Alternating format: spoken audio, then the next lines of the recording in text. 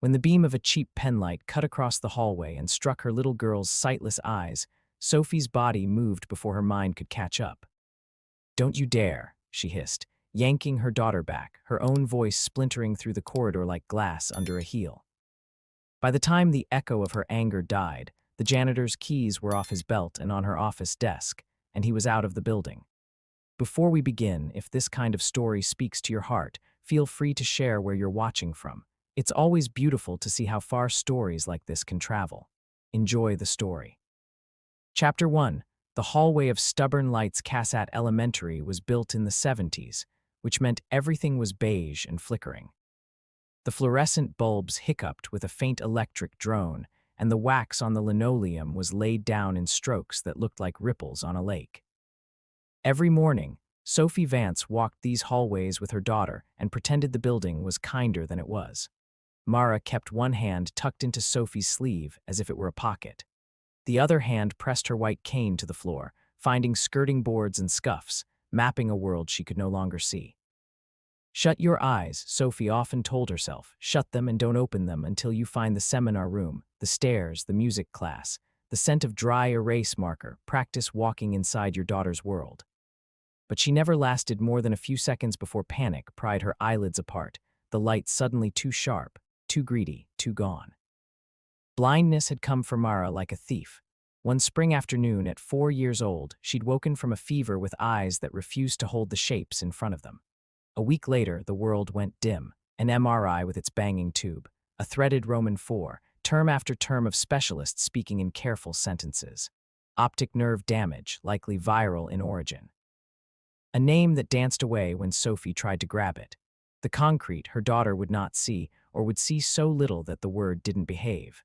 The fact it was no one's fault, the feeling it was all hers. In the months since, Sophie had built a fortress around Mara out of routines. The backpack was always hung on the first hook. The cane went in the green umbrella stand. The oatmeal bowl was always on the left of the placemat, the banana half on the right like a yellow moon. She followed every line of an IEP plan like a prayer. She fought hard with any teacher who spoke about Mara like a tragic lesson, and she hated anyone who stared too long. She had not planned to hate the janitor. He looked, when she first noticed him, like a man grown from the building's bones, spare and stooped, his hair the color of steel scraped thin, his shirt sleeves rolled to brown wrists that ended in hands that moved slow. He worked in silence except for a low hum under his breath. He removed gum from beneath desks with the patience of a surgeon. He kept an empty pickle jar in the closet with a handful of screws and coins he found that had fallen out of time. If he had looked up at them, it was through lashes lowered in courtesy, like he was embarrassed to be where they were. If he'd spoken, it was a single Miss Vance, with a blue-tinged accent that Sophie couldn't place. That day, though, the hum had stopped. It was a Monday in March, cold enough that kids were still tramping in with damp cuffs and shoes that squeaked. Sophie's coffee went cold in her hand as the third-grade dismissal bell blared. She had just leaned down to button the edge of Mara's maroon coat when a coin of light appeared on her daughter's cheek. Sophie had known nothing could hurt more than watching Mara learn to fold darkness into her life, but seeing some stranger tweak at that darkness with a sharp bit of LED turned Sophie into an animal. She was moving and then she had moved. He was stepping back with his penlight in his hand, and she was standing in front of Mara with a shield in each shoulder. "What are you doing?" The words came out ice, then fire. The janitor closed his fist around the penlight so the little beam vanished. He was old in a way that made you think of mountains instead of graves. He opened his mouth, hesitated, then said, "I am sorry, Miss Vance, I think a swallow.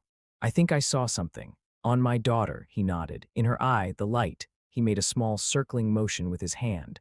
"Sometimes there is shine when you don't want." Sophie's chest filled with that old panic. "She's blind." "I know," he said softly. "I thought the white inside her pupil. I must check. Forgive me." The restraint she'd taught herself so carefully was gone. "Give me your keys," he blinked. "Please. You don't shine lights in my daughter's eyes. You don't touch my daughter. You don't." Her voice broke. "You don't do this.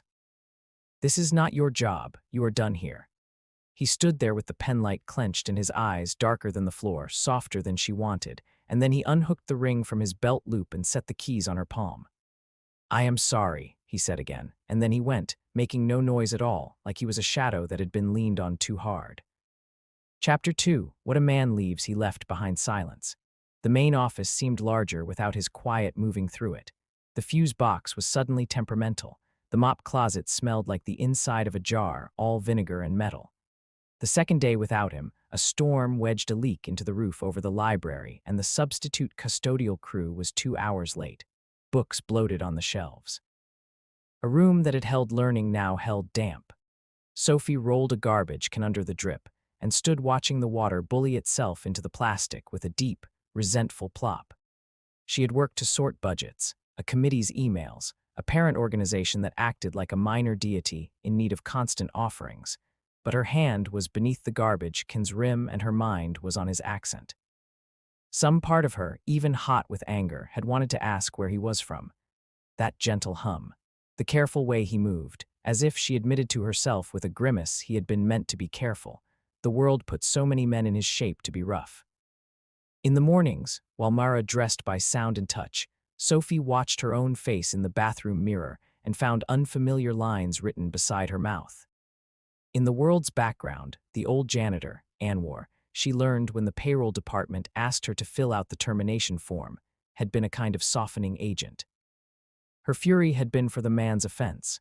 But now, in the space where the offense had been, guilt came like a tide at night. You can't shine lights in a blind child's face. That was simple. That was true, but his words hung in her. The white inside her pupil, when you don't want. At breakfast, she slid a hand under Mara's hair to scratch the back of her neck, a small ritual they shared, and stared at her daughter's eyes. The irises were a peculiar shock of pale gray that had deepened since they'd gone dark. The pupils were wide, even in light, drinking everything and giving nothing back. In certain angles in front of windows, Sophie sometimes thought the pupils were deeper than black, like wells that kept stars. On the third evening after it happened, while Mara sat cross-legged on the floor with her Braille primer and a cup of milk sweating beside her knee, Sophie produced her phone, opened the camera app, and turned on the flash. She hesitated. Her own heart sounded too loud. She felt ridiculous and ghoulish and like a traitor. "Mara, I'm going to take a picture of you." "I look a mess," Mara giggled automatically, a phrase she'd stolen from a TV show Aunt Lisa watched whenever she babysat. Sophie sucked in a breath, pointed the camera, and pressed the button. Light flashed. Mara flinched, then laughed, too big to show it didn't matter. Sophie's hands trembled. She glanced down at the photo and saw her child's face, a little startled, a smear of milk on her top lip. The pupils looked like coins of ink. The left one, her breath caught, the left one looked crowned with a crescent that wasn't black. Something inside the darkness looked like a fish belly, silver white. She told herself it was the flash. She told herself she was unscientific. She told herself angrily that men who made women feel foolish had found yet another angle. She closed the photo and set the phone face down. Chapter 3. The man who hummed Anwar Haddad had learned to hum in war. There are only so many times you can beg a god to keep a ceiling above you before the words grow thin. A hum makes no promises. A hum says, "I am here. My throat is alive." A hum says you can stand where you stand and be in one piece for a few seconds. He was 58 years old, and he had been up to his elbows in children's eyes for more than half his life. He hated the smell of anesthesia and loved the first time he'd realized that a child who hadn't seen their mother in color would, after they grew, call the sky that blue like Mama's scarf. In his old country, he'd trained until the letters after his name were so many they felt like an alphabet soup. The day the hospital shut, men with guns stood in the empty corridors and shouted into rooms with ghosts in them. In Philadelphia, he was a man with a mop and a stack of rags folded crisp. He rose at 5, steeped tea dark, and stopped at the deli on the corner for a roll he ate on the walk to work. His apartment was a room and a half with a window that looked out at a brick wall and vines that crawled by themselves like a daydream over time. On his dresser was a photograph of a little girl with eyes the color of black coffee. "Layla," he said to the picture sometimes, though nowhere else. "Let today be small. Let it be good." He noticed Mara the first week of school because every person in that building noticed Mara. She was the kind of child who turned her face toward voices like she was shining them with a flashlight from inside. The first time he watched her reach with the cane and count her steps to the water fountain, he looked down at the mop handle in his hand and realized he was jealous. The mop got to guide. He only cleaned what was left. He did not speak to Sophie the way he wanted to. Languages had an awful way of turning men like him into fools in front of women like her. It was not that he thought she would be cruel. He had seen too much cruelty to mistake anyone's garden variety defensiveness for that. But he knew the tone of a woman who had been told too many times that she was wrong about her own child. Some afternoons, children came in from a yard with dust in their hair. Anwar was good at dust. He had been good at blood, but dust was easier. That day in March, he was sweeping near the bulletin board when he saw it. The faint glow inside the little girl's left pupil when she turned toward the sun shot into the hallway. In his old life, he would have called for a dark room and a scope, a lens, a nurse who had been by his side for a decade. In this life, he had a key ring and a rag and a memory of training that still made his hands ache. He followed the glow up to the child's face and waited until she turned away, then stepped closer. Eyes are windows into stupid sayings in most of the world and windows into truth in his. To see the truth, you coax it. The penlight was in his pocket because old habits were heavy, like the photographs you carry in your wallet of people who died 10 years ago. He flicked it on. He had thought of it many times since, the way the mother moved, the way her hand went to the girl's coat with such authority he felt a kind of admiration squeeze his throat. A good mother is a wolf, Layla's grandmother had told him, one hand in flour and one hand waving the baby away from the stove. A good mother does not stand back. He had tried to say it in English then, the thing, the white, the tremble of light that wasn't right, but she had been all fury and fear together, and he had no right to stand in front of that. He handed over his keys, as if they were a little boat he'd been keeping in a pocket, and he watched them leave his hand, and he nodded, and he left the building with the dregs of his hum clinging to his throat. The next day he went to the mosque and sat in the soft silence for longer than the prayer asked. He remembered the photograph that had changed his own life, Layla at 2, laughing, her father's phone catching her mid-giggle, and instead of red reflex, there had been white in her right eye like a coin at the bottom of a fountain. He had known then, but the world had been on fire and medicine had costs and Layla died like a star going out. If he had spoken too soon to the mother at Casat, that was a small wrong. If he had spoken too late, it would be unforgivable. Chapter 4, the note on the Friday after he was fired, Anwar walked back to the school because he didn't know where else to go. He had a folded piece of paper in his jacket pocket. He had written the words in his kitchen that morning, slowly, carefully, "Miss Vance, please forgive me. I think I saw leukocoria in your daughter's left eye, white in the pupil. Sometimes this means retinoblastoma, sometimes other things. Please check with a doctor soon. It can be very important. I am sorry I frightened her." He had a stubborn streak that humiliated him. If pride was a sin, his wore working shoes and smelled like bleach. He thought about leaving the note in the office and then saw himself walking past the receptionist, being told he could not, and kept walking. He stood instead near the crossing guard, a woman who had plates coiled like question marks on her head. He knew her name was Anita because she gave stickers to the smallest students each morning and they shouted, "Thank you, Anita." He waited until the swarm of bodies went down and went to her. "I am looking for Miss Vance," he said. "She is the principal. I know who she is." Anita's eyes narrowed with interest, not suspicion. "You're the one who got the boot." "Yes," he winced. "Please, this is for her. Is very, important." Anita eyed the folded note like it was a small bird. "What did you do anyway?" "I did something not my job." Anita looked at him for a long second and then her face did a thing he had learned to trust in women, a small meltdown of disapproval into compassion. "I'll put it in her mailbox. Thank you, thank you." He said thank you so many times, Anita would tell her husband later that night, "You'd have thought I was giving him blood." In her office, Sophie set her bag down and opened her email before she glanced at the cubby that held the day's paper flotsam, memos with too many exclamation points from the district, a fundraiser flyer, a pink slip about the copier jam that was now the copier's entire personality. The folded note with its careful loops was at the bottom. She opened it. Retinoblastoma was a word she didn't know how to hold. It felt like a wet fish. She set it in her mouth quietly. She typed it into the search bar. She told herself not to. She did it anyway. She saw photographs of children with white pupils. She saw the words malignant and tumor and early detection and cure rates. She saw the ages, most cases before age 5. Mara was 6. She saw the phrase red reflex. She felt sick. She had gone through, in the last 18 months, every permutation of this sick. She had felt the sickness of a diagnosis that slammed like a door. She had felt the sickness of hope delivered like crumbs. She had felt the quiet nausea of wanting to be calm for her child so her child would be calm for herself. This was a new kind. This was work late and call every doctor kind. This was go into the bathroom and lock the door, and then remember you told yourself you had to stop crying where Mara couldn't hear it kind. She did both anyway. That night, she made spaghetti and left the TV on as white noise while Mara ran her fingers over bumps that turned into letters. After bedtime, after the dishes, after the email to a cousin who knew someone who knew an ophthalmologist in the city, she clicked on the video she had been tagged in that afternoon by a parent. The second-grade spring sing, embarrassingly earnest. The camera panned along a row of kids on the risers. There, a mop of brown hair, a small face, a cane leaning to the side of the riser like a fisherman's pole. The camera's flash jumped too late. The light leapt during the hold for applause. Mara looked toward the light with her left side forward, and there it was, the coin, the white, like a moth clinging to the inside of her eye.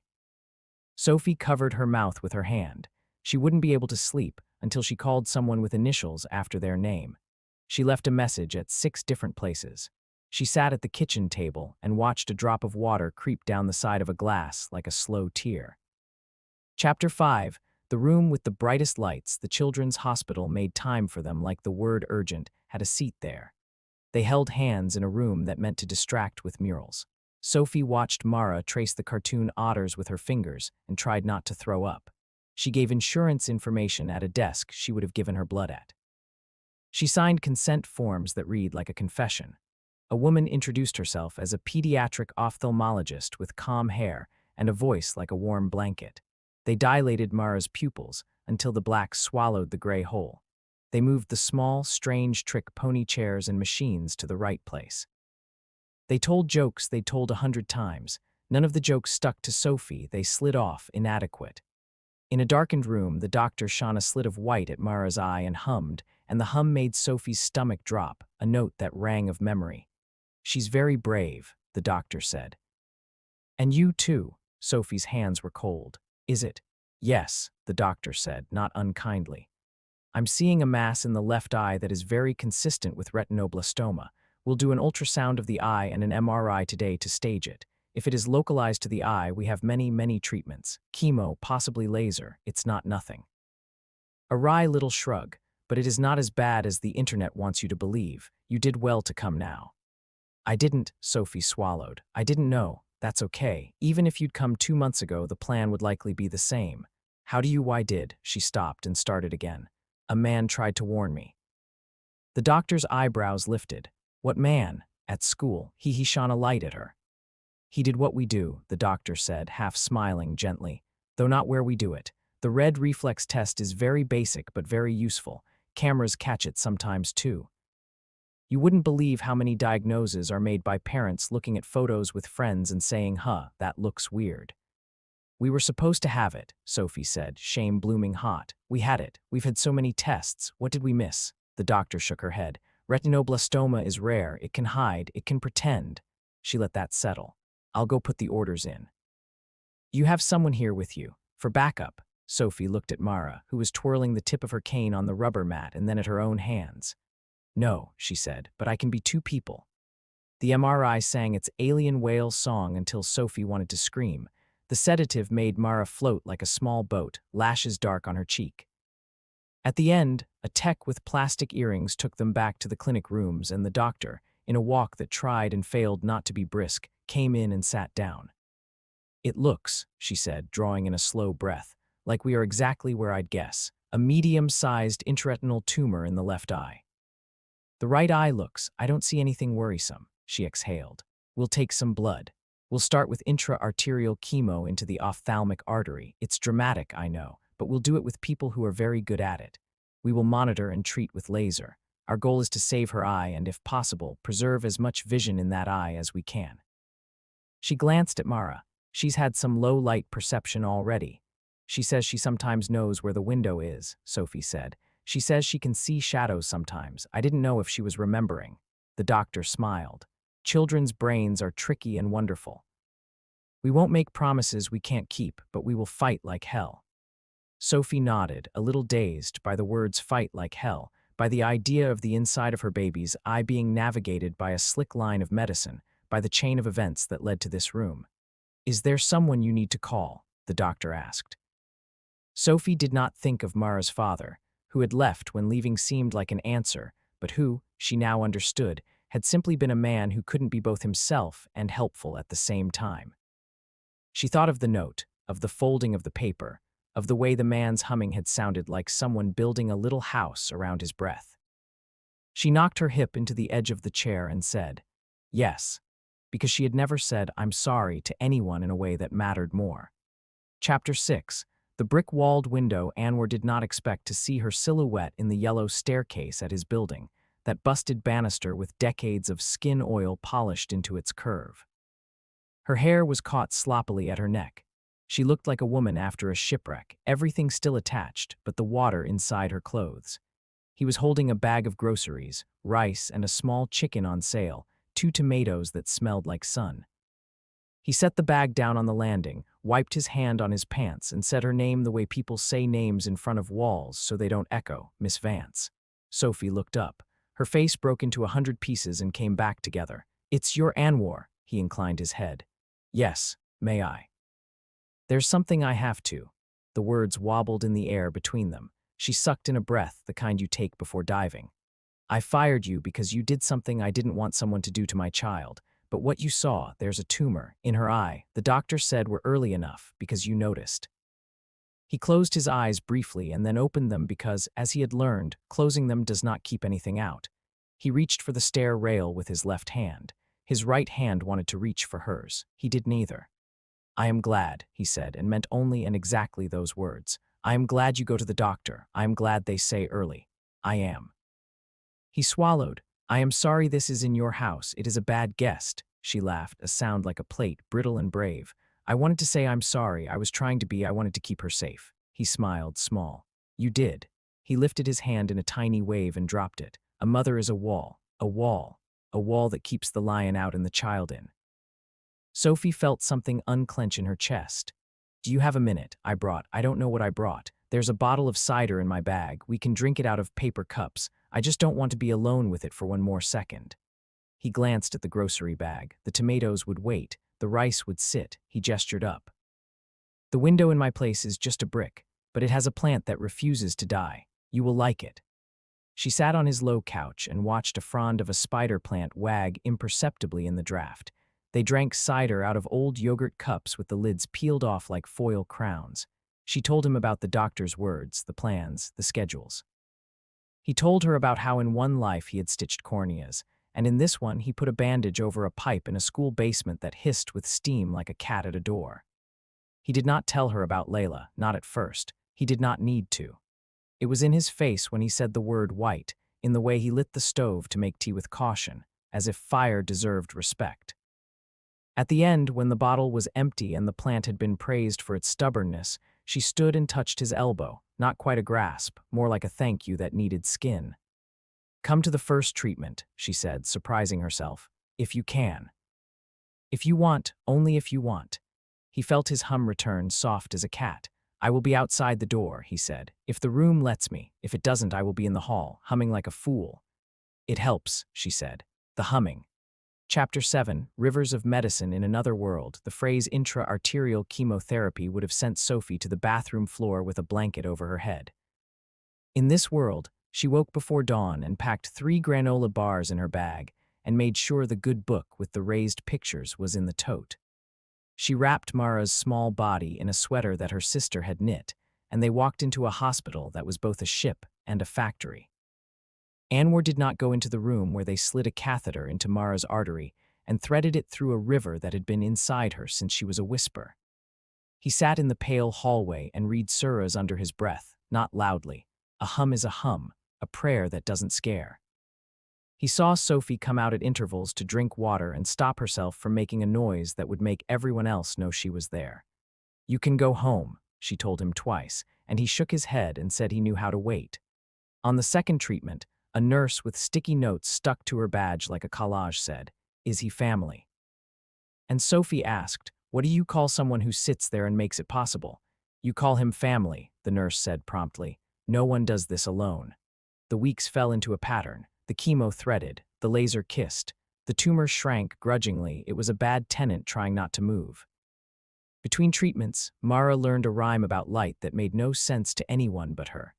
She tapped her cane more confidently in the hallway, like the cadence of her own steps had gotten louder.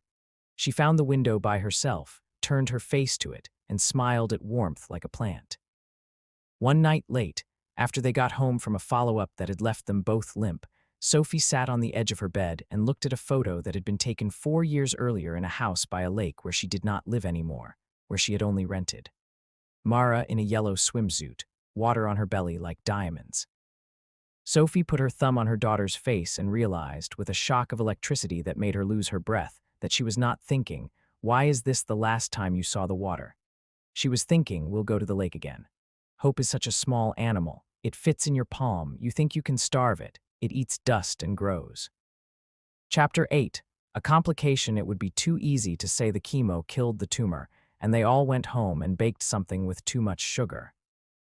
The truth is that medicine is a ritual of attention, not a spell. There was a night when Mara woke in the dark with her hand flat against her left eye, saying, "Pressure, pressure," and Sophie drove like a person who has forgotten what speed limits are for.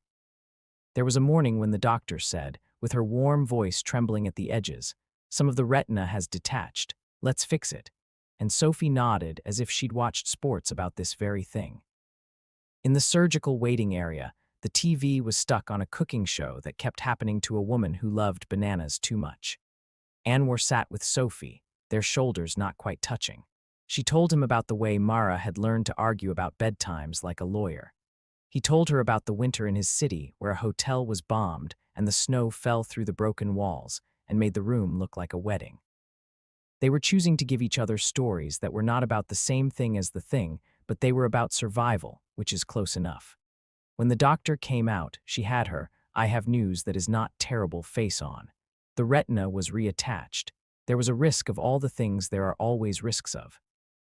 Mara would hate the patch but love the sticker the nurse would give her for tolerating it. Back home, they ate toast with jam. Sophie fell asleep sitting up and dreamed an old dream, a meadow she had never walked in, her hands gathering all the yellow flowers until her arms were full and she couldn't see her feet. On the 4th treatment day, as the chemo threaded and the laser did its sleight of hand, the doctor leaned in, peered, and said, careful but excited, "She may have some viable macular tissue on the periphery. I won't promise. But you might see some more functional low vision from the left eye than we would have predicted." "What does that mean?" The words came from Sophie like an arrow that didn't know where it would land. "It means," the doctor said, smiling, "that she may not just tell you where the window is. She may tell you where the window ends and the wall begins, shapes, movement, shadows becoming forms. Will she ever see like eyes on TV?" The doctor laughed softly. "No one sees like eyes on TV, but she might see like Mara, and only Mara can tell us what that feels like." Chapter 9. Twine and thread. Sophie went back to the school in May to face the board about the budget because school budgets do not care if you are on fire. She stood at the podium and made a case for another paraprofessional for the kindergarten. "At the end," she said, "there is one more thing," and told the story of the janitor without his permission, because sometimes consent is asking someone with your eyes, and Anwar had nodding in him like a seller of extra jars. "I fired him," she said, hands flat on the podium wood, "because I was afraid, because I was protecting my child. And if I had kept firing him in my mind, in my heart, I would have been a smaller person than I want to be. He wrote me a note. He used a word I didn't know. He saved my daughter's eye." The board didn't know where to look. The chair, a woman who was entirely cartilage and calendars, cleared her throat and said, Can we do anything to honor him?" "We could hire him back," Sophie said, aware of the way the room stiffened, "but I asked him. He said he is working evenings at a nursing home, and he likes the old men because they tell good stories after dinner and smell like the same cologne. I think maybe we could do something else. We could start a program. Red Reflex Day. Free screenings by a pediatric ophthal by someone who knows about eyes, in a cafeteria that still smells like pizza. The board hemmed and hawed and kept their money in their pockets. Anita, the crossing guard, started a GoFundMe and wrote a description that made strangers cry. And the cafeteria hosted an event where a doctor sat with a box of postcards and a machine and a line of toddlers chewing on their own fingers. Anita wore a shirt that said "Shine the Light" in sparkly letters. Anwar stood by the door and handed out orange slices like a bartender. A woman came up to him with a toddler on her hip and said she was nervous. He told her, in his soft voice, that he knew a man who had done this many times, a good man, and he would do it with the gentle of that good man. "Is that you?" she asked, eyes teasing. He shrugged one shoulder. "Maybe," he said. "Sometimes." There was a moment a month later when the summer light was so fat it made the air look lazy, and it happened the way narratives want things to happen but never do except when they do. In the front yard, under the maple, Sophie stood with a glass of lemonade. The ice sweated. The neighbor's cat flopped its belly onto the warm concrete and was now regretting it. Inside the house, a radio was playing a song that didn't know how to end. "Mama." Mara said from the walkway, right hand out, cane clicking lightly, head cocked. "Yes, love." "What color is that shirt?" Sophie blinked. "Mine." "No, his." She followed her daughter's face. Anwar was sitting on a lawn chair, a gift they had bought him because he refused to take anything that couldn't be carried up his stairs. He wore a shirt the color of the inside of a shade tree. "Green," Sophie said, voice careful, like a scientist. Mara tilted her head. "It's not like my green," she said thoughtfully. "It's like," she frowned, thinking, the way children knit their whole faces into the thinking. "It's like the taste of the green gummy bear, but not the word for it." He laughed, startled, a noise like a bell. "Yes," he said softly. "Yes, Mara, that is green." She put her hand out toward him, and with the permission that had been built now into their days, he took it. She ran her fingers up his sleeve and found the seam. She touched the buttons and counted them. She tapped the second one twice, her new rhythm for "I like you" in the language of cane and pulse. The maple made mottled shadows on the grass between them, and the whole world, for one small second, became shades and shapes and edges in a way that felt like a revival. Chapter 10. What we keep. Of course, there were still nights when fear came in like a tide and didn't bother knocking, bringing with it the new worries it always carried. The watchful pattern of follow-up MRI, the careful scanning for a sibling or any future child of a similar white coin in a pupil, the knocking at the door of memory. On those nights, Sophie got up quietly from the bed and stood in the kitchen with her hand on the cool countertop and breathed slowly, doing the square in, hold out, hold, as if she were a square that needed evening out. In the fall, as if the city wanted to practice bringing light into the early dark, Cassat Elementary held an evening assembly in the gym with the echoing lights that mistrusted their own electricity. They called it Community Stories. Kids stood at the microphone and told stories about pets and pizza and grandparents who made butter by accident. Parents told stories about car rides that turned into epics. Anwar did not intend to speak. Anita, with the skill of someone who shepherded children across streets for a living, hustled him to the edge of the stage and whispered, "Say something, or I'm going to tell them about the time you cried at that commercial with the kid and the blanket." He stood. He did not use the microphone at first. The room leaned forward. He reached for it, thought better, and let his voice be his own. "My name is Anwar," he said. "In my country, I was a doctor for eyes. In this country, I clean messes. This is not an insult. There are many kinds of mess to clean." The adults shifted, uncomfortable and then soothed. He let them ride it. "I once had a daughter," he said. "She had very beautiful eyes." He swallowed, allowed the room to see the swallow. "She died. I tell you this not to make you sad. I tell you because sometimes we try to tell our sadness to go away and it stays anyway, and sometimes it teaches us how to see." He let the pause hold as if it were a bowl. "I have a new friend," he said, and he nodded toward where Sophie and Mara sat on the floor front row. Mara's cane laid across her lap like a baton. "She's going to live for a very long time." Mara climbed to her feet and, without asking permission, because she had learned that you don't always have to, walked up the 2 steps to the stage. Someone panicked, someone gasped, someone moved, but she did not trip. She used the cane in her own feet and her newly learned rhythm. She turned where the sound of Anwar's breath was and put her hand on the chair next to him. Sometimes, she said into the microphone, unafraid, and made the room laugh just for that, because she was 6.5 and brave. Sometimes lights are mean. But sometimes they help. Sophie's heart cracked open and flowers grew out of it. It was dramatic, sure, but that's how it felt.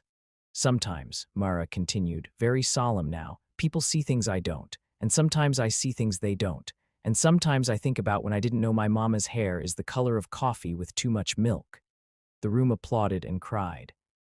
People are embarrassing when they are humans and not heads with bodies attached. Sophie laughed and wiped her face. Later, she would think about the physics of what Mara saw and what she said and realize that both matters and neither does. After the assembly, in the echoing hallway that still smelled like wax and memories, a woman with a toddler approached and said, "My boy has a weird picture." Is this what you mean?" She held out her phone. A baby with a white crescent in his left eye looked back. Everything inside Sophie went still, then steady. Anwar took the phone with gentle fingers. "Yes," he said. "Please see a doctor." He looked at the mother and held her gaze and added, as he once had with a lion and a wall between them, "It is not your fault. But it is what you have. You will do it."